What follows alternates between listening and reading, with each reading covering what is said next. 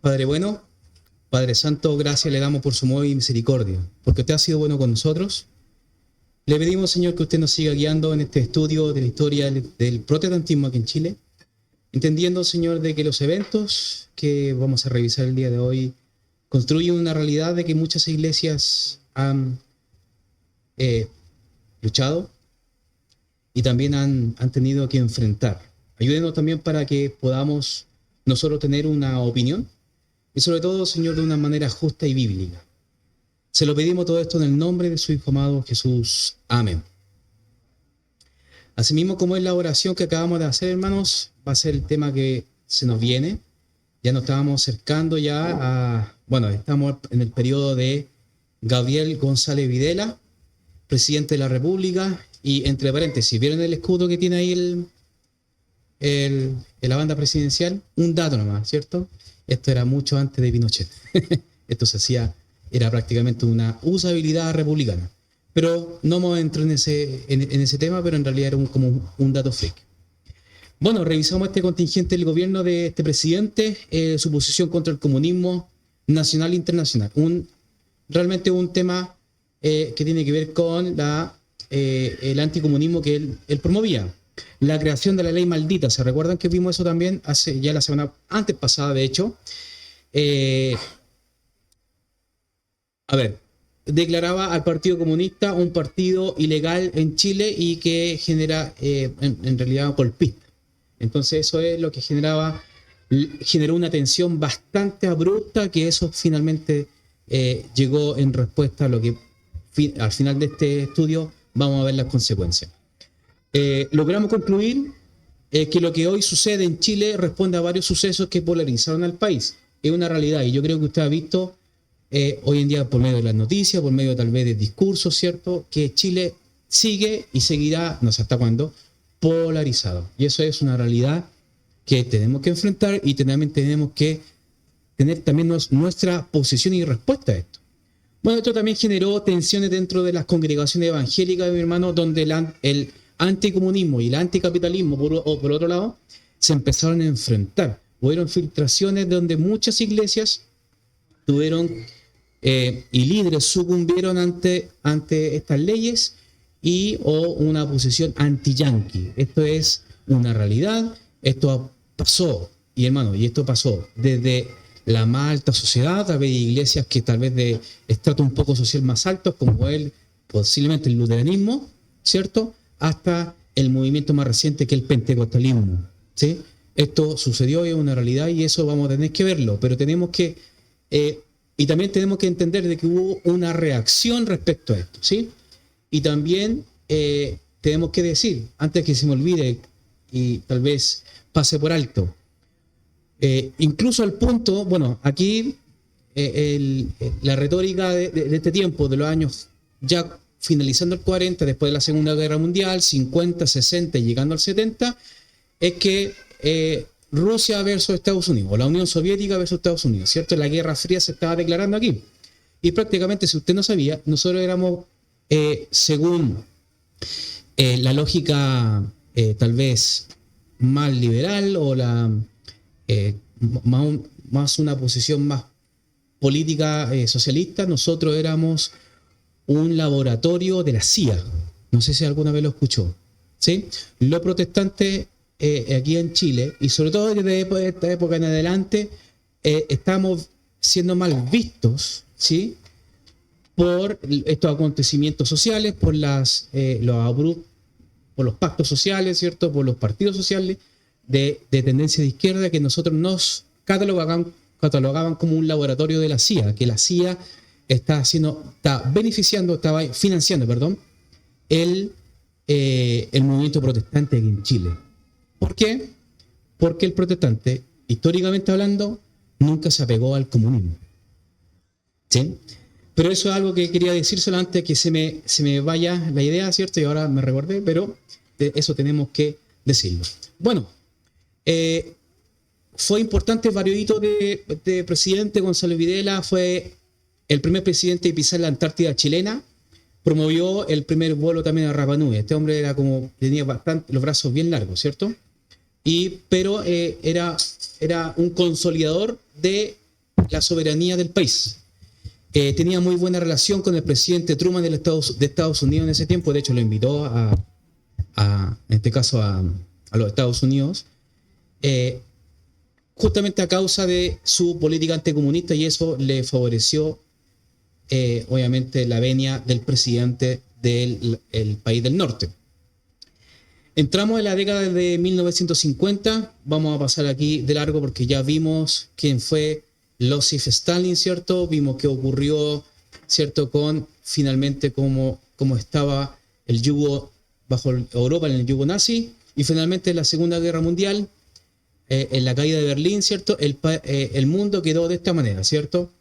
Todo lo que es rojo, obviamente estamos hablando de la Unión Soviética, y por otro lado Europa está para el lado más, ¿cierto? Donde se ven los demás colores, pero para que ustedes puedan ver de que efectivamente Rusia o la Unión Soviética ya tomó bastante territorio, ¿cierto? Es solamente una mención que quería hacer. La década de 50, 1 de cada 3 santiaguinos provenía del sur. ¿Quién tiene padres que vienen del sur? Mira, qué buena, ¿eh? Bueno, no creo que se rían de la diapositiva, pero es una realidad esto, ¿no? Una muestra de esta realidad es la Carmela. No sé si alguien la ha escuchado, que es la obra esta, la pérgola de las flores, ¿sí? Yo, cuando estaba en primero básico, tuve que ser de, ¿cuánto se llama de estos que lustran, ¿cierto? Lustrador. Lustrabotas, ese, ¿cierto? Icónica, es un clásico y bien bonito, pero en realidad es una muestra de los años 50 de cómo era Chile, ¿sí? Yo tuve ese personaje. ¿De dónde venía Carmela? Lo sabemos, ¿eh? Sí, un clásico, efectivamente. De San Rosendo a vivir. Se lo saben de memoria. Mis hermanos venezolanos están perdidos, pero sí, es un clásico chileno, una idiosincrasia chilena. Pero se dan cuenta que ver la historia de esta manera nos muestra también el contexto, porque Estación Central efectivamente era así, ¿sí? Bueno, llegaban todos del sur y buscaban trabajo en la capital. Había un paréntesis, me dio tanta risa porque estuve leyendo por ahí de que había un tren que se llamaba el Curao, que le decían el Curao, y era porque se demoraba 2 días en llegar al sur. Qué buena, me dio mucha risa. Es también la idiosincrasia chilena, ¿cierto? Siempre con el alcohol, no sé por qué. Pero sí, bueno, muchas personas de buena situación económica buscaban a las niñas más jóvenes, en realidad adolescentes, ni entre 12, 13, 14 años, que vinieran a trabajar como asistentes del hogar. ¿Lo sabían? ¿Sí? Mi hermana, ¿cierto que es así? Efectivamente, eran contratados donde familias de la alta sociedad venían a la estación central a buscar a niñas, obviamente de todo, también hombres, para el trabajo, pero en realidad donde había personal, donde había mano de obra, era en estación central, pues, y todas disponibles para poder trabajar de puertas adentro. Así era. De hecho, Carmela venía a San Rosendo a vivir a la ciudad para eso, para trabajar en realidad, ¿cierto?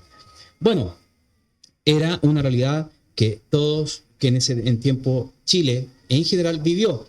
La capital pasó a ser el centro neurálgico del laburo, ¿cierto? Del trabajo. 1952, mire quién llega de corbata y terno. ¿Quién lo diría? Don Carlos Ibáñez del Campo, ya no con uniforme y con espada, ¿cierto? Ya no con la prepotencia tal vez que se reconocía, sino que ahora llega más demócrata el hombre, ¿cierto? Y más viejo. Pero llegó y fue presidente de la República. Las mujeres tenían la posibilidad de votar. Se recuerdan que lo vimos también con Gonzalo Videla, pero el 50% de los votos no eran efectivos, o sea, de que no les interesaba a las mujeres en ese tiempo votar. A pesar de que tenían la posibilidad de hacerlo, no ocupaban ese beneficio o el derecho al voto. Ese año, en el 52, la CUT es fundada a causa de las movilizaciones sindicales contra el gobierno de Carlos Ibáñez del Campo. Sacaba roncha en realidad en la presencia en la moneda de este hombre, ¿no? Es algo natural y que hoy en día también lo vemos, ¿cierto? Depende de quién esté en el gobierno, es cómo se moviliza las calles. Algo triste, pero una realidad en nuestro país. Si se dan cuenta, esto no es de ahora, esto viene de mucho antes, y por eso es importante verlo. Clotario Blest, ¿alguien ha escuchado? Es una calle, ¿cierto? Que es en Pedro Aguirre Cerda. Ya, este es un hombre, un protagonista que gestionó las movilizaciones en ese tiempo, ¿cierto? Y la CUT trabajó junto con la CUT y la demanda era de derogar la ley de la defensa de la democracia, que en realidad es la ley maldita como nosotros la conocemos, que es la ley anticomunista de González Videla. Sigamos avanzando, tenemos bastantes cosas que revisar. 1957, se hace una protesta por el alza de las micros y la inflación del país. ¿Sí? Sí. Estamos hablando de 1957, no este año, hermano. Pero es algo natural, o sea, es como algo propio de nuestra nación, hermano. Yo creo que se repite la historia siempre y siempre y siempre. Esta época llegaron las conocidas micros de procedencia japonesa. No pude ver qué marca puntualmente eran. Si alguien la tiene. Lo que generó el ajuste del transporte y generó también un descontento en la población. Más de 500.000 personas viven en poblaciones callampa en este tiempo y realmente se llaman así porque salen y brotan de la nada, ¿cierto? Y salen muchos, ¿sí? Que están ubicadas en las periferias de Santiago. Adivine dónde. Tal vez usted conoce el Zanjón de la Guada, ¿sí? Bueno, ese lugar es donde están ubicadas estas poblaciones. Zanjón de la Guada recorre prácticamente varias hoy comunas de Santiago: Pedro Aguirre Cerda, San Joaquín, ayúdeme, Cerrillos, Maipú, Macul también para allá. O sea, eso es como la franja de la periferia, ¿no? Y que finalmente llegaba al Mapocho. Pero efectivamente estaba Los Espejos, estaba también ahí. Los antiguos fundos, ¿cierto? Ya eran en este caso, escenario de estas poblaciones callampas. 2.500 familias en 1957, en un 30 de octubre, ¿sí? No le hace clic. Se hizo la primera toma aquí en Chile. Las tomas, ¿cierto? Es cuando toman un terreno de forma ilegal, ¿cierto? Muchas familias, ¿cierto? Pero con el propósito de ser propietarios de ese lugar. Entonces, el 30 de octubre de 1957 fue La Victoria, la población La Victoria, lo que hoy en día es parte de la, o centro, podríamos decir, de la población de Pedro Aguirre Cerda. Perdón, la comuna de Pedro Aguirre Cerda. La Victoria. ¿Sí? Ahora, los pobladores que llegaron a este lugar, se conocía a este lugar como las chacras de la feria. ¿Cierto? Chacras. Santiago estaba repleto de chacras, pero era las chacras de la feria. Así se llamaba ese lugar, que después con el tiempo se hizo la avenida La Feria, que después con el tiempo se cambió a Clotario Blest. ¿Sí? Si se dan cuenta, estos nombres están por todos lados, pero tienen una connotación política y sobre todo el contexto de la población, ¿cierto? Pero es así. Entonces, inicio a la práctica, mi hermano, que hasta nuestros días se ha mantenido, que es la toma de los terrenos. Empezó justamente con la población La Victoria. Esto generó tensión constante de los pobladores y las autoridades. Lo que sí tenemos que ser justos, y en el contexto que estaba viviendo justamente el país, sin justificar el uso ilegal, que eso no estamos haciendo un llamado a eso, pero sino que era la necesidad tremenda de la vivienda. Tremenda. Y el Estado era ausente en esas necesidades. ¿Se dan cuenta?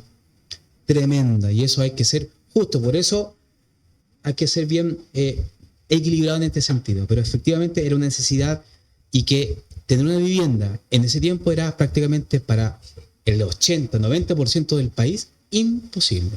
¿Sí?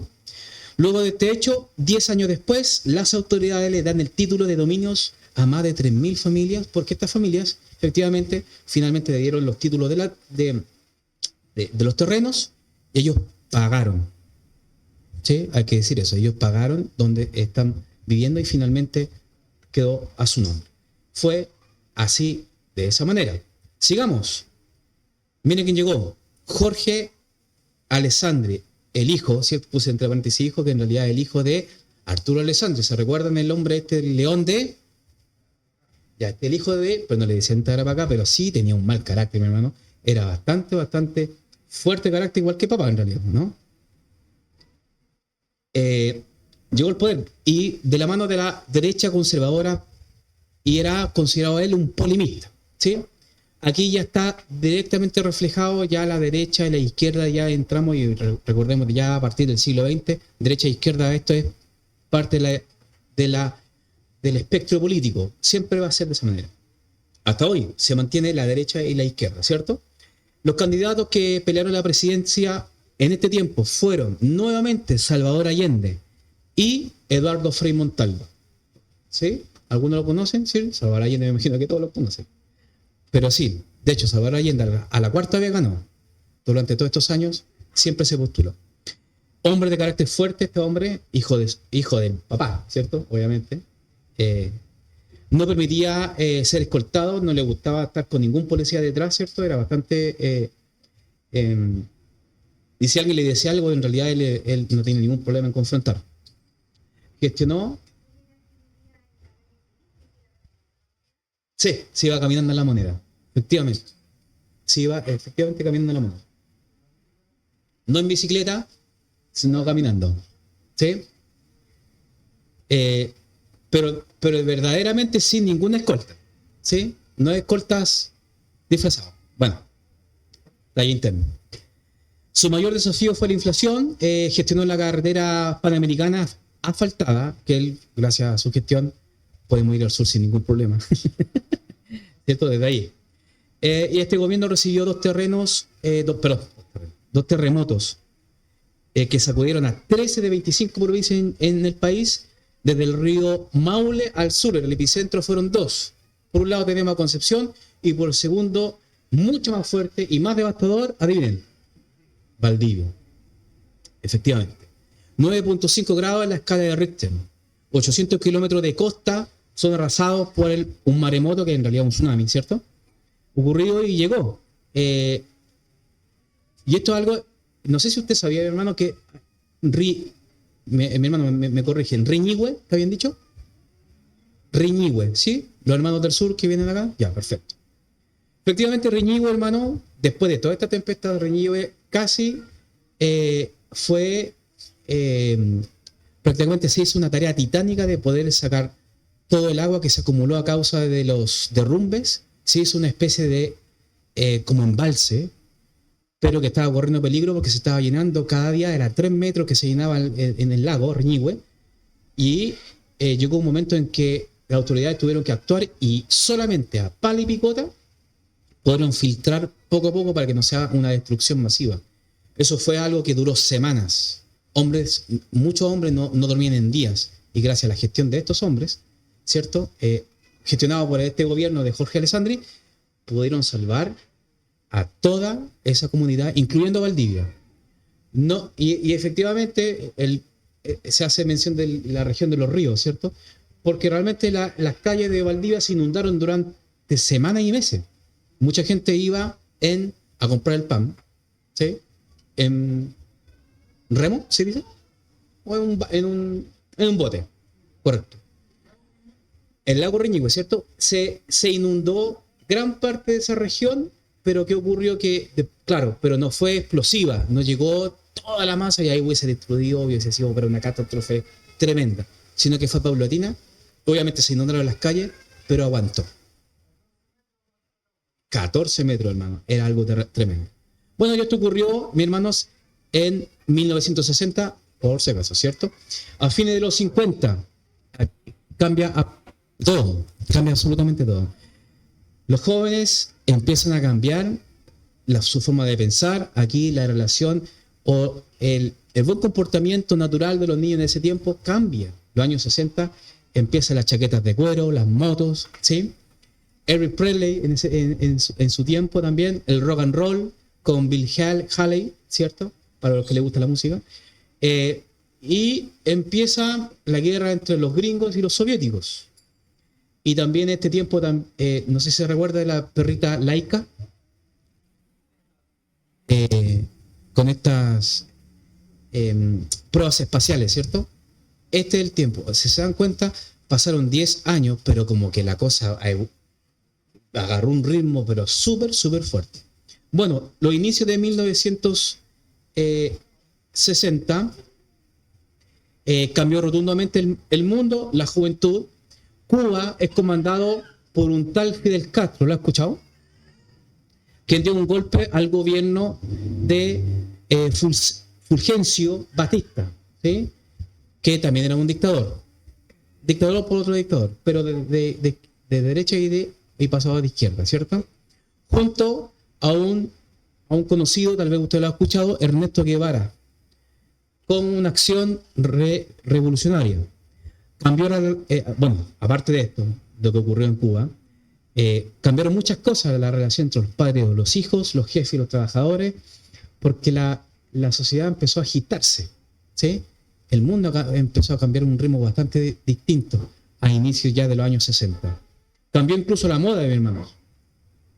En los años 40-30, una mujer ocupaba minifalda era algo impensado. Pero aquí empezaron el uso de la minifalda, ¿sí? Y eso revolucionó también la moda. Y eso es algo que hace 20 años atrás, en el Chile de ese entonces, era impensado y mal visto sobre todo, ¿cierto? Pero era parte también de la cultura.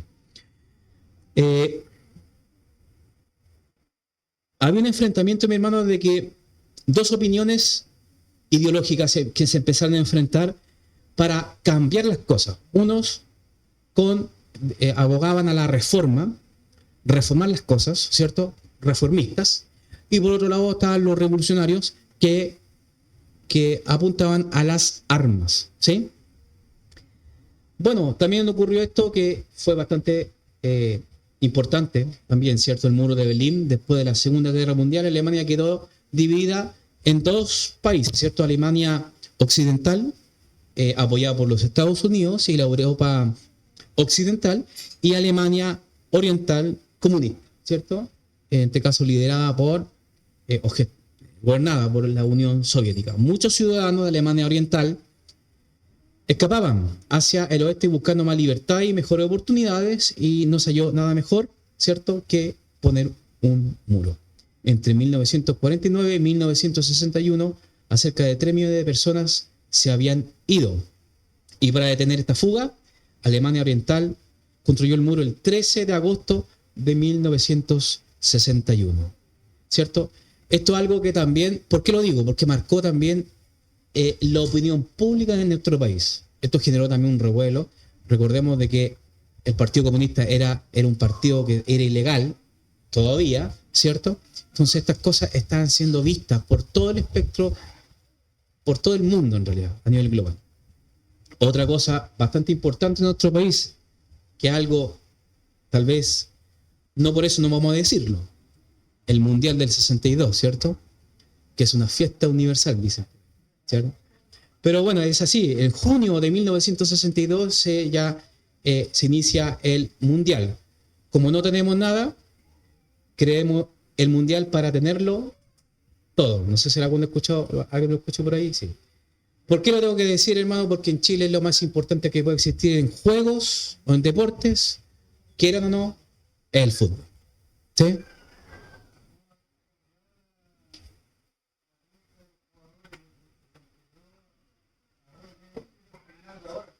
Sí, es que todos se creían. Hay un actor que tiene una chaqueta de cuero roja, Sergio, ayúdame.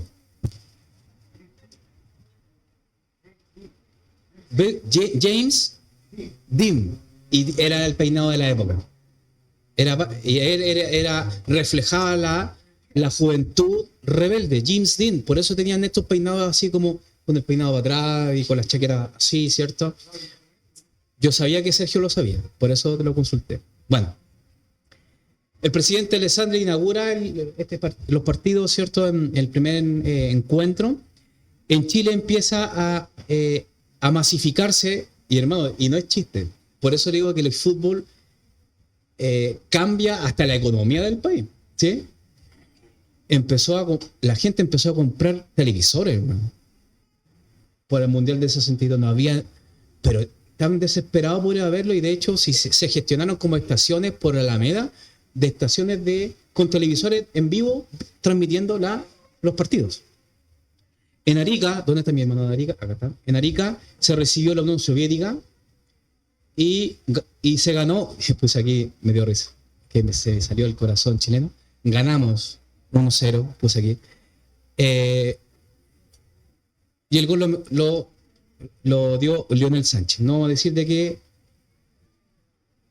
equipo era, ¿ya? Bueno, Chile salió a tercer lugar en el Mundial de 62, que fue importante para el país, fue totalmente importante. Todos hablaban en torno a Lionel Sánchez de la U. Eso no. Y fue, pero totalmente un hito. Volvamos a hablar un poco a lo serio, ¿cierto? Y un acontecimiento también importante que no podemos dejarlo pasar. 1962, el Concilio Vaticano II. ¿Lo han escuchado alguna vez? Esto se generó y se gestó en la Guerra Fría, en un periodo de mucha tensión ideológica, como ya lo hemos visto. Muchos movimientos sociales reclamaban consignas, justicia social. ¿Lo escuchado alguna vez? Derechos humanos, mejores condiciones para los pobres. Bueno, ¿qué ocurrió? Que esto fue iniciada inicialmente por el Papa Juan XXIII, luego por el Papa Pablo VI, para dialogar más con el mundo moderno, ¿cierto? Se habló de la responsabilidad de la Iglesia frente a la pobreza, la injusticia y la desigualdad. Y aquí tenemos que hacer un alto. La Iglesia Católica históricamente siempre ha estado inclinada donde está el poder. Y donde está el poder está el dinero, ¿sí? Y eso es algo de que aquí tuvieron que hacer un cambio en la estrategia, porque estaban, efectivamente, como ellos lo dicen, quedando atrás respecto al ritmo del mundo, ¿sí?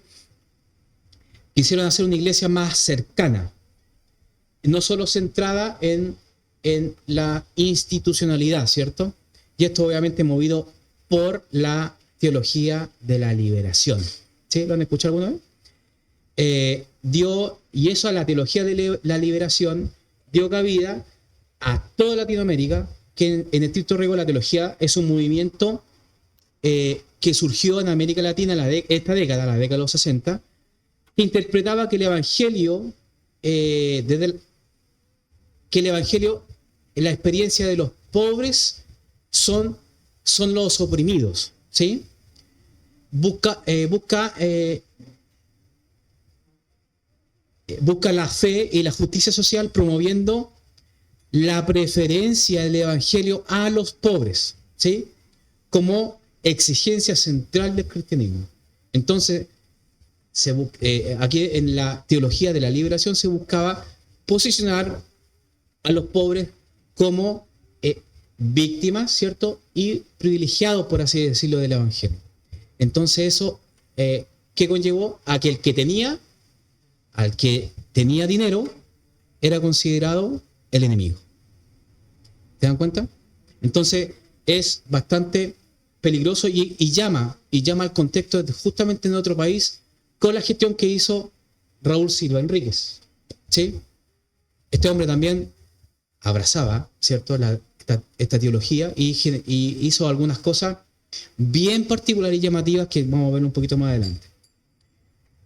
Otra cosa que aconteció, la crisis de los misiles en Cuba en 1962. La Unión Soviética comenzó a instalar misiles nucleares en Cuba. Estos misiles podían alcanzar grandes partes de los Estados Unidos y de hecho estaba apuntando a los Estados Unidos en las costas de Cuba. Estados Unidos descubrió las bases con fotos tomadas en aviones espía. El presidente de ese entonces, John F. Kennedy, ordenó el bloqueo naval alrededor de la isla cubana para impedir llegar los misiles soviéticos. Fueron 13 días, hermanos, de verdad, que fueron 13 días donde prácticamente el mundo estaba así, prácticamente muy expectante, con mucho miedo respecto a la posible guerra nuclear. Eso era lo que se temía. Esto fue en octubre de 1962. Máxima tensión. Finalmente se llegó a un acuerdo, la Unión Soviética retiró los misiles en Cuba y Estados Unidos prometió no invadir Cuba con, ¿cierto?, con la Unión, acuerdo con la Unión Soviética. Otro acontecimiento que fue también bastante hablado, hablado en las radios por los periodistas, ¿cierto?, y la opinión pública, fue la muerte de John F.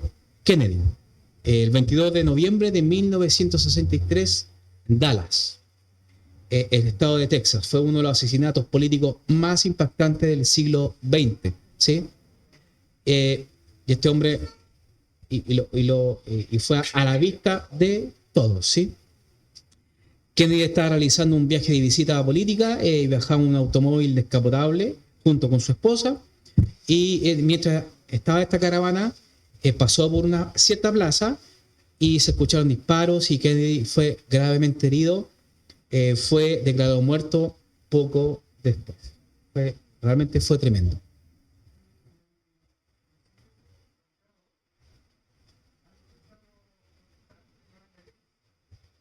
Sí, ahora no.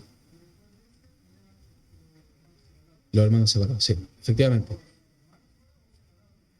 Claro, o extraviados, como que en realidad, sí, efectivamente. Y para el católico eso sería infalible. Por lo tanto, tiene que sujetarse. Y algunos no lo hacen. Bueno, el presidente Alessandri realiza una declaración y discurso a causa de la pérdida que conmovió al mundo respecto a John F. Kennedy. Hizo un discurso y fue bastante elocuente. Bueno, llega a la palestra la democracia cristiana, mis hermanos. ¿Sí? Esta parte de la derecha conservadora, pero sería hijo de la derecha, más apegado a lo que es el centro, ¿no? En la elección presidencial de 1964, Eduardo Frei Montalva ganó con amplia mayoría, programa llamada La Revolución en Libertad, ¿cierto? Trataba de caber en los dos mundos, tanto por la derecha como por la izquierda. De hecho, fue apoyado teniendo este pacto, ¿cierto?, entre partidos políticos, ¿cierto?, para promover cambios sociales, pero siempre dentro de un marco constitucional, ¿sí?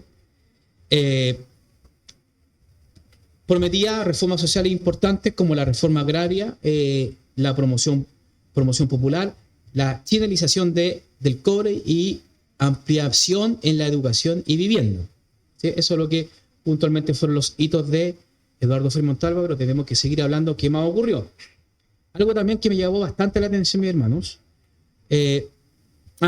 La derecha chilena le da el apoyo a Eduardo Frei para detener la victoria prevista en Salvador Allende. Y aquí está el otro tema. ¿Por qué ganó Eduardo Frei Montalva? Porque el otro candidato era Salvador Allende. Entonces, la derecha chilena fue a hacer un pacto social, ¿cierto?, con Eduardo Frei Montalva para decir, te damos el voto a ti para que no salga Salvador Allende. Bueno, no sé cómo interpretar esto en realidad, pero no sé qué fue peor. Pero de que hubieron acontecimientos que realmente dictan y hablan mucho de Eduardo Frei, lo fue, sobre todo con la reforma constitucional que hizo el derecho a la propiedad. ¿Sí? Eso lo vamos a ver un poquito más adelante. Quiero mostrarles la siguiente noticia. La píldora anticonceptiva. Hermano, esto fue en los años 60, ¿sí? Esto revolucionó un poco el marco familiar.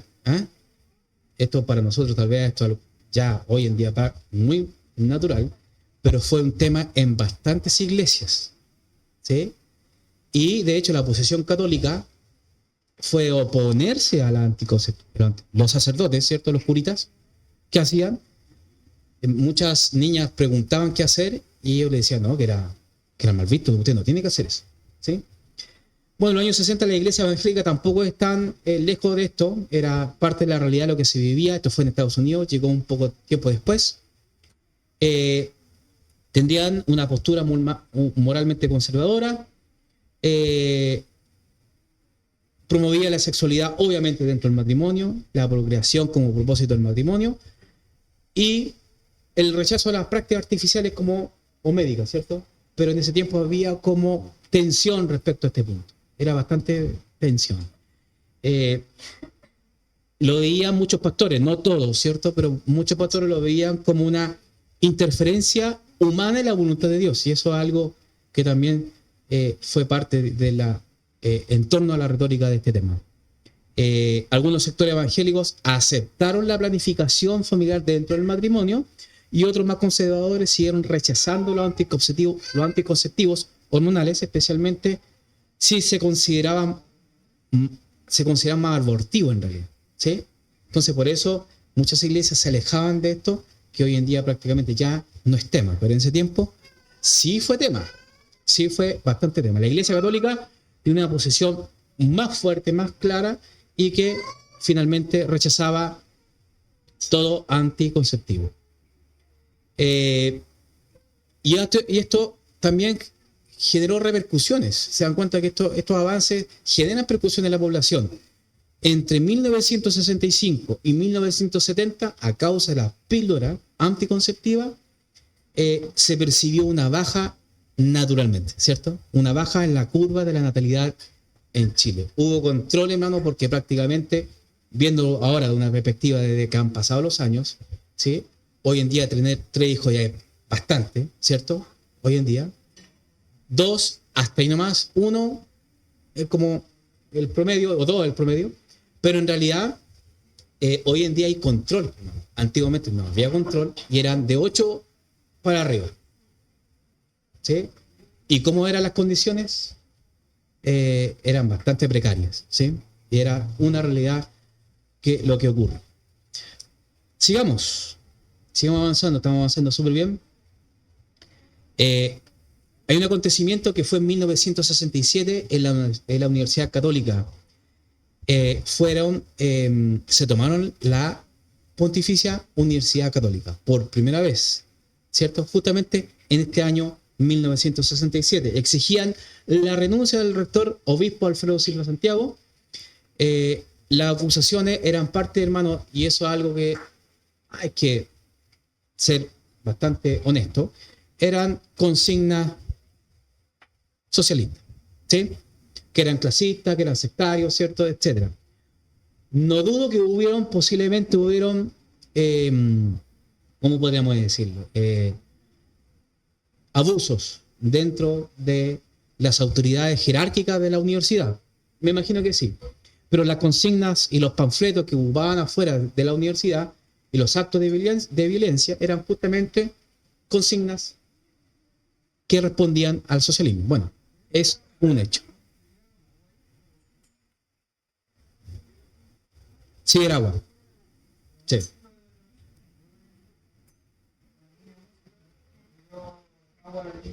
Sí. Bueno, mire, no me acordaba eso, ¿cierto? Ese fue en el gobierno de Piñera, ¿no? Piñera 1. Sí. Sí, era una... La historia se repite. Efectivamente, como le habíamos dicho. No solamente fue la Universidad Católica, aquí en Santiago, ¿cierto? Que de hecho hay un metro que se llama Universidad Católica, ahí sino que también en Concepción, el mismo año, pero salió presidente Luciano Cruz, líder del movimiento de izquierda revolucionario, el MIR. ¿Lo han escuchado alguna vez? ¿El MIR? ¿Sí? Ya. El presidente de alumnos de Concepción, de la Universidad de Concepción, era líder del MIR. Bueno, la agrupación, el MIR, inspirada por la Revolución Cubana, instaurar el socialismo en Chile. Siempre ha sido ese, sobre todo la izquierda más extrema, ¿cierto? De instaurar este socialismo. El uso de las armas era parte de la doctrina que abrazaban, o sea, justificaba el uso de las armas para poder garantizar la instauración del gobierno socialista, de un gobierno socialista. La defensa de la revolución, decían ellos. Y en este mismo año, después de estos sucesos, yo creo que le faltaba un personaje místico. Que ocurrió en 1967, muere Ernesto Che Guevara. Entonces ahí tenemos al personaje místico, al mártir, y que hoy en día es representante e ícono, ¿cierto?, del movimiento estudiantil de izquierda, ¿cierto? los movimientos sociales y sobre todo del MIR. El martes que necesitaba puntualmente el movimiento. Y tenemos que hablar, mis hermanos, de la reforma agraria. ¿Sí? El cardenal Raúl Silva Enríquez repartió, siendo el gestor de los terrenos administrados por la Iglesia Católica, repartió a 16 campesinos el fondo Los Silos, propiedad de la Iglesia Católica, que es lo que hoy día conocemos como Paine. ¿Sí? ¿Cómo se llama ese lugar? Champa, Paine, entonces lo que es campo, ¿cierto? Que está lo último después de Win. ¿Sí? Después de Win, de Hualpempa, creo que más allá. Efectivamente, todo eso era propiedad de la Iglesia Católica y Raúl Silva Enríquez lo donó a 16 campesinos. Cada uno recibió 8 hectáreas, mis hermanos.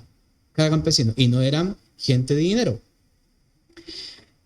Otros 5 fondos fueron entregados a 228 campesinos. El Beato Frei, el presidente ya de turno, Frei Montalva, siendo jefe de Estado, y para impulsar la reforma agraria tuvo que eliminar el derecho a la propiedad de la Constitución a través de una herramienta parlamentaria, ¿cierto?, donde le daban el permiso de hacer ese ajuste. Esto fue aprobada por amplia mayoría en el Parlamento, gestándose así la reforma constitucional, ¿cierto? Es como para abrir la Constitución necesita mayoría en el Parlamento. Entonces lo obtuvo. Como lo obtuvo, se modificó y se hizo borrar prácticamente el derecho a la propiedad. Esto generó una cicatriz, pero hasta el día de hoy, mi hermano, una cicatriz tremenda en el país, lo que benefició a un lado que efectivamente muchos de los campesinos, los guasitos, tuvieron tierra que nunca pudieron haber tenido. Pero para tener tierra de ellos tuvieron que expropiarle a privados. Expropiar. Y desde aquí empieza el festival, hermano, lo que yo digo de expropiese. ¿Lo han escuchado alguna vez eso? Expropiese. Sí. Aquí viene todo este tema. Esto alentó obviamente, que la respuesta que causó que se alentó a tomarse otros terrenos. Fondos, a tomarse otros fondos, ¿cierto? Para obligar de que los dueños entreguen las tierras. Esto fue a discreción del gremio campesino de la fecha. Hasta 1970, 1.406 fondos fueron expropiados, que esto fue algo así como 3 millones de hectáreas, ¿sí?, que eran de propiedad privada. Eso fue un atentado a la propiedad privada. Y eso lo vio la derecha, lo vio como Eduardo Frei Montalva como un traidor a la patria. ¿Sí? ¿Qué más ocurrió? No lo puse aquí. Ahí está. El Apolo 11, 1969. ¿Sí? Neil Armstrong, tal vez lo han leído. Un pequeño paso para el hombre, un gran salto para la humanidad. Sí, están atentos. Muy bien. El hombre puntualmente a la luna, y esto fue un acontecimiento televisado, por si acaso, en vivo, en directo, mundialmente. ¿Sí? Lo otro que tenemos, Vietnam. La guerra de Vietnam empieza un poquito antes, pero en 1968 está ya en un descontento, ¿cierto? Y resurge un movimiento muy conocido por algunos, que es el movimiento hippie. ¿Lo has escuchado alguna vez? Ya, aquí se gesta también este movimiento, amor y paz, ¿sí? Con estas consignas, ¿cierto? Y signos que hacían con los dedos de amor y paz, ¿cierto? Los hippies. Y esto también venía con el estilo musical del rock que estaba impulsándose a través de uno de los más grandes conciertos, podríamos decir, en la historia del rock, que es Woodstock, ¿sí? Hubieron Woodstock también en chilensis, pero obviamente no fue lo mismo. Pero Woodstock marcó un hito en la música en los Estados Unidos, ¿sí? Y finalmente nos llegó 1970, Salvador Allende, en medio de la tensión militar, con un acuartelamiento, ¿cierto?, y huelga del Poder Judicial a causa de los bajos salarios. El Congreso de Chile nombró al presidente Allende en 1970 porque no tuvo la mayoría de los votos, ¿sí? Y la Constitución chilena de 1925 establecía de que en caso de que existía bajo porcentaje de votaciones, el Congreso finalmente va a tener que decidir. Para que usted se haga una idea, Salvador Allende, la Unidad Popular, tuvo un 36.6% de votos. No alcanzaba el 50% del país. Jorge Alessandri se volvió digamos, a postular, que fue la derecha. Él tomó el 35.3%, mientras había un hombre que se llamaba también de la democracia cristiana, Rodomiro Tomic, tomó un 28.1%. Nadie superó el 50%. Entonces, ¿qué fue? Tuvo que hacerlo el Parlamento, y el Parlamento dejó establecido de que por votación Salvador Allende sería el próximo presidente de la República. Y aquí tenemos que verlo porque fueron solamente 3 años. Me imagino que ya todos sabemos qué ocurrió, ¿cierto? Y tenemos que verlo con mesura y sobre todo con datos y sobre todo desde el punto de vista evangélico. ¿Qué ocurrió en estos 3 años? ¿Cuáles fueron las reacciones, ¿cierto?, de estos 3 años? Y también futuramente, que todos sabemos que ocurrió en el 73 con el golpe militar, ¿sí? Y cómo fue la recepción o cuál fue la reacción en realidad de la iglesia protestante aquí en Chile respecto a estos sucesos que marcan prácticamente 20 años de polarización y que reventó en el 70. ¿Sí? Mis hermanos, dudas, consultas, preguntas, salimos 5 minutos de